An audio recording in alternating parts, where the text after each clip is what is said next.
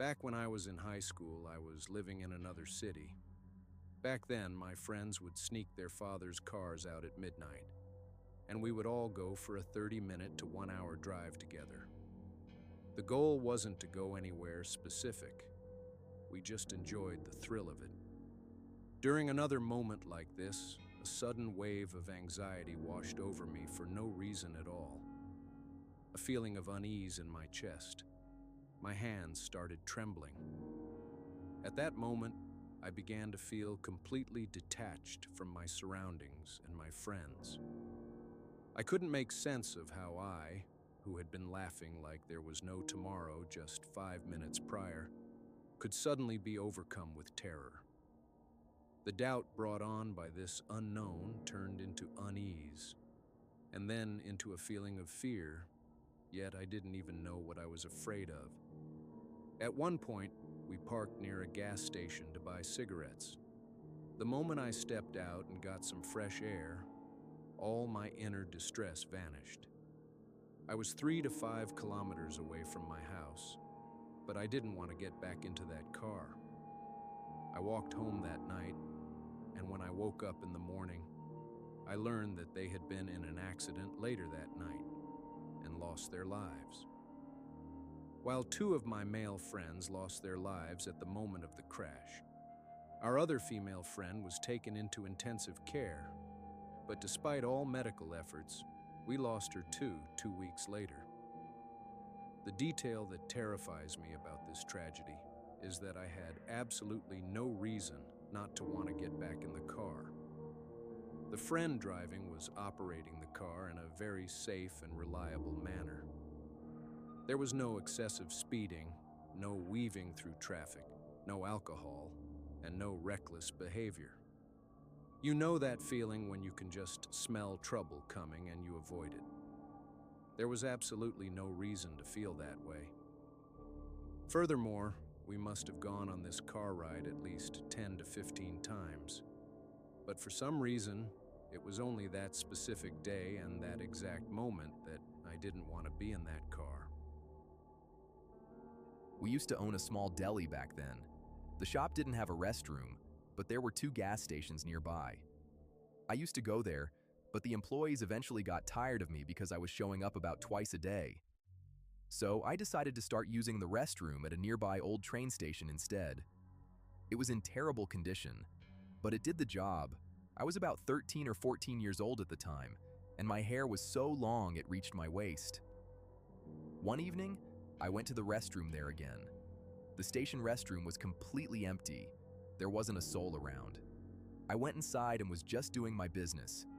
Suddenly, agonizing sounds, like someone struggling to breathe, started coming from the stall next to me. It scared the life out of me.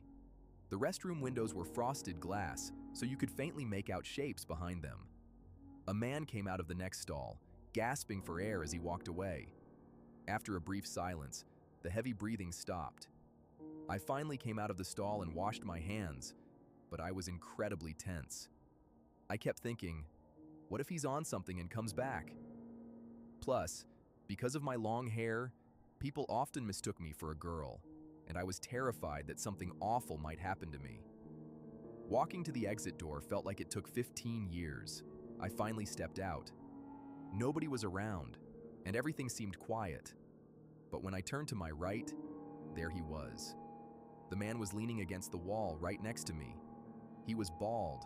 His face and eyes were bloodshot red. One hand was covering his mouth to muffle his breathing, and he was holding a knife in the other. He was staring right at me. I don't think I've ever run so fast in my entire life. I didn't even look back. I just ran as hard as I could. I told my mom immediately, but she probably thought I was making it up and didn't believe me. It was so frustrating. Later that evening on our way home, we found out that the son of a guy who worked at a local grocery store we knew had gone to that station restroom, taken drugs, and slit his wrists. In all likelihood, that was the man I ran into. About a week later, he showed up near our shop again in the evening. He asked my dad for a cigarette. I immediately told my mom, saying, "That's the guy." Turns out his name was Michael, which happened to be my dad's name too, and he was just a homeless addict who begged people for money. When he saw me, he gave me a piercing look from under his hat, then got up and left without saying a word.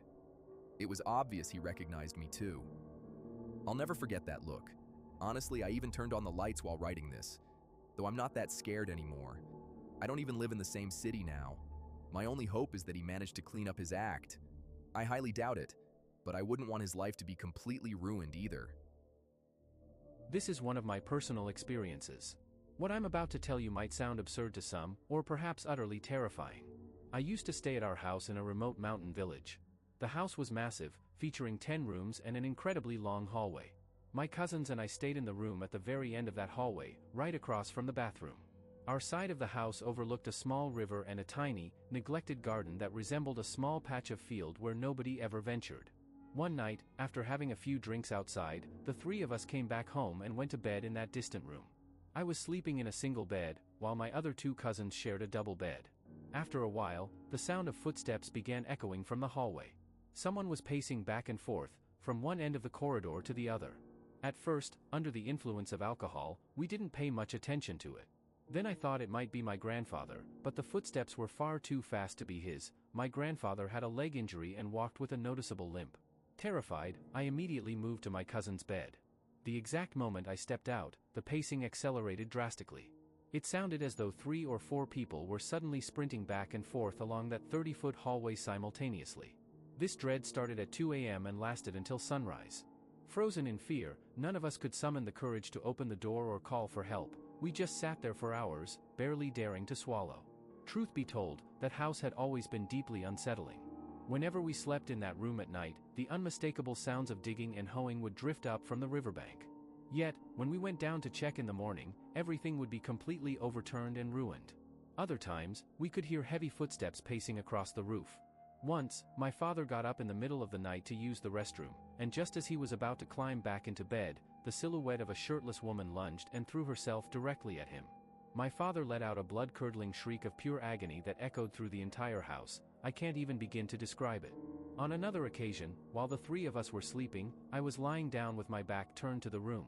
My other 2 cousins were asleep in a floor bed in the center of the room. Suddenly, I felt someone tap me on my back. Initially, I didn't think much of it, assuming one of my cousins was waking me up to step outside for a cigarette. But when I turned around, everyone was fast asleep, not a single soul was awake. I spent the rest of the night paralyzed under the covers. To put it simply, that house was a place where you were guaranteed to experience something paranormal every single night you stayed there. For years, whatever is there has never physically harmed anyone. It has always manifested as disembodied voices, apparitions, and unexplained noises. It honestly felt less like a home and more like a gateway to somewhere else, and we were merely uninvited guests.